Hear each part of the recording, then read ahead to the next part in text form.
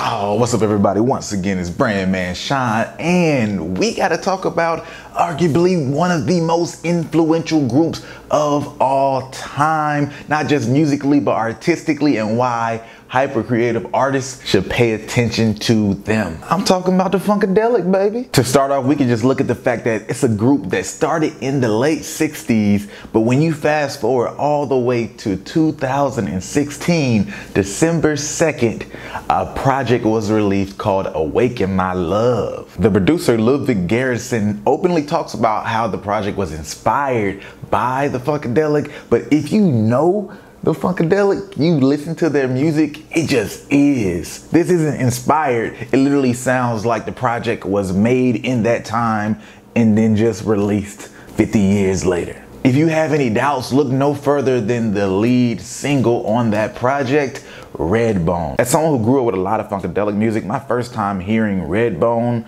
I was confused because I was like, I know this song, but wait, they say it's Donald Glover.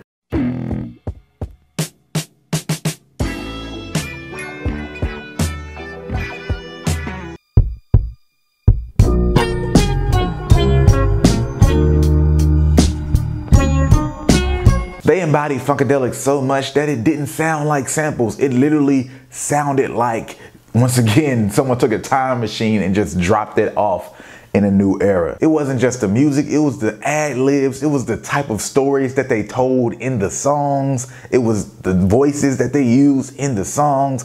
Even the artwork was inspired by the Maggot Brains cover. Maggot Brains is one of the greatest guitarist performances of all times, by the way, and if you could ever have time, even look up the story behind the song, which is amazing. But that's just the tip of the iceberg. There's been way too many influences, so I'm gonna list a whole bunch of them, but just to talk about a few, they are literally the reason the West Coast sound exists. That Dr. Dre West Coast sound that's so popular in hip hop, it's 100% pulling from Funkadelic inspiration. And Dr. Dre didn't hide it. George Clinton, the leader of the Funkadelics, was in Snoop Dogg's videos. They used those samples in so much of the early music.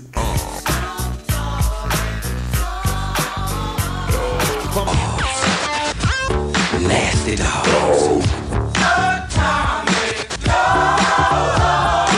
Digital Underground, the West Coast group that Tupac came up under, they were directly inspired by the Funkadelic. The character that Shock G portrayed was straight from a Funkadelic comic, which we'll get to in a second. So obviously Tupac had some Funkadelic influence too, even if it was by osmosis. But speaking of Tupac, George Clinton was featured in multiple of his songs, but one of his biggest songs, California Love, George Clinton is in that video too. And if you want to go back the other way, you can talk about Outkast, who are pretty much offspring of the Funkadelic as well. Go back and look at how many times they've used the word funk. The title Southern Playlist Cadillac Music is straight up a Funkadelic type title. Body Yaddy Dopalicious is a straight up Funkadelic title, and it's 1000% a funk song. You can look at their psychedelic artwork, how Andre 3000 dressed. So much of it was pulled from or inspired by Funkadelic. Just to make their impact even clearer,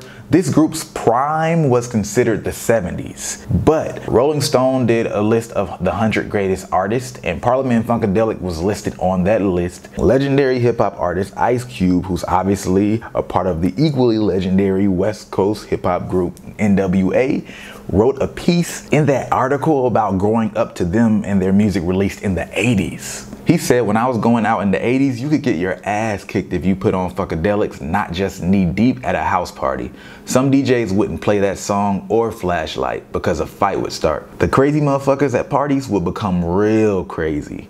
Knee deep was their coming out music. At 15 minutes, it was so long and so good, it made you feel like now was the time for whatever. George Clinton showed me that anything goes. You do what you feel. First of all, 15 minutes is a long song. And I'm not gonna read all of it, but something else he wrote later on was Clinton was a great marketer in the best sense possible. He delivered what he promised. He was no Geraldo Rivera, he was Muhammad Ali or LeBron James. His music never went away on the West Coast, and you still hear his mark all over music today. Parliament and Funkadelic were 30 years ahead of their time. They're in the Rock and Roll Hall of Fame. There's a lot of legitimate big time rock rock stars that show super respect for Funkadelic because they inspired them. And even in gospel, Kirk Franklin, who practically invented modern gospel, used Funkadelic music and samples in the 90s songs that he blew up with. I can literally go on for days talking about who they influenced, but I really want to get to their hyper creativity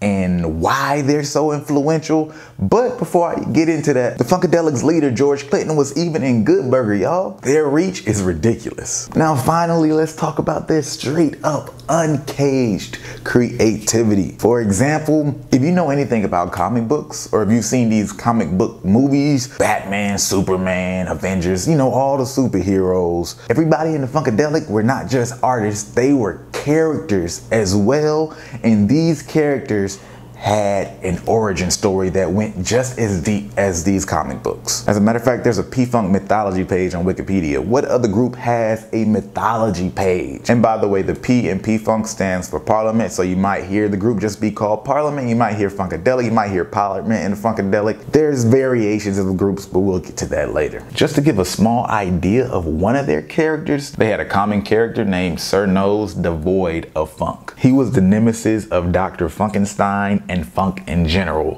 which was like their cool. He was basically a representation of the man or the system, and he constantly recurred throughout all their projects and comics in the same way the Joker would constantly show up in Batman comics. They even did things like taking their comic book characters and creating cartoon commercials for an album release. There's multiple that you can go check out later, but just check this one out. That Dr. Funkenstein returned to find that the planet had fallen prey to the dread placebo syndrome, spread by the evil Sir Nose devoid of funk. I am Sir Nose, devoid of funk. Man was fast becoming an endangered species, and Parliament had but one choice: to declare war. From his arsenal of secret weapons, Dr. Funkenstein unveils his pop gun. Shoot them with pop gun! The only hope to win the battle of Funkadelic versus the placebo syndrome. Parliament's Funkadelic versus the placebo syndrome. The battle of the century. Moving on to something else, the mothership itself. Now there's a whole story behind the mothership as well, as you can guess, and you don't have to go research this stuff on the side if you're a fan. These stories are actually told throughout their albums, like ongoing skits and stories, and intertwined through the lyrics and the song titles. But the mothership itself became a staple in the group. When you think about the impact that Travis Scott's Bird is probably going to have on his fans as they get older, the mothership had the exact same effect.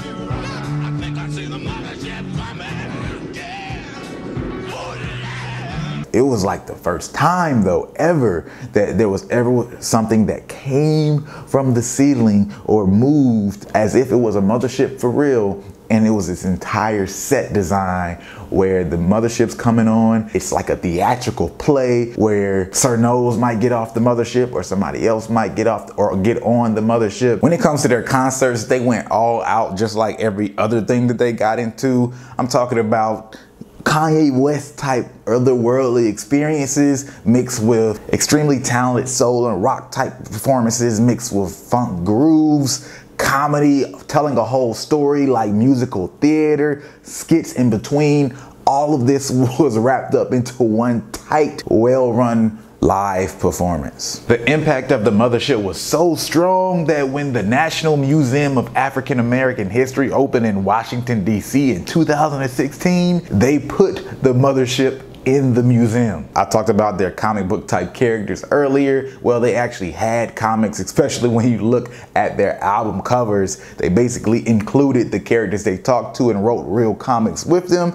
And then they just had weird or crazy album covers, period. But it all led back to the stories that they were telling on their projects. And by the way, they were extremely edgy for their time, and not that cool edgy that all the young people like to be. It's that type of edgy that's hard to be commercial, like when you have a grown man on stage in a diaper and songs called Maggot Brains. The list goes on and on. Now, I knew I wouldn't have the time to be able to go super deep because it's just literally too much. If you're interested in likely your favorite artist, artist's favorite artist or your favorite artist's favorite artist's favorite artist, then it's worth checking them out, because it's no way that I could communicate all the levels of creativity and how deep they went on everything and every single detail. But even when we talk about influence, they were able to extend their reach and influence within their own time like none other, because there were so many spin-offs of the same band. For instance, Donald Glover's Redbone samples Bootsy Collins' I'd Rather Be With You, and Bootsy Collins was in Funkadelic, but then he also had an offshoot, which was Bootsy's Rubber Band Band. But then of course, as I said, we have Parliament,